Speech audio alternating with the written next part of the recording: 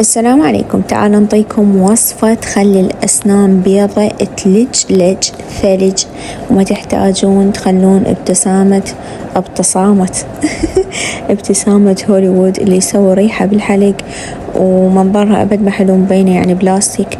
فأبقوا وياي هنا تحتاجون فحم تطحنوه كل زين وياه ملح، وتجيبون الفرشة مالتكم تبللوها بالمي وتغطوها بهذا المسحوق وتفرشون أسنانكم فد دقيقة أو دقيقتين.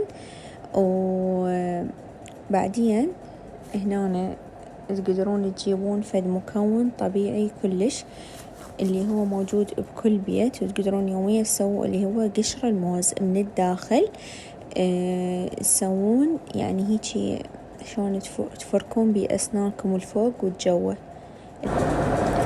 هنا راح تشوفون بياض ورا يعني كثرة الاستخدام.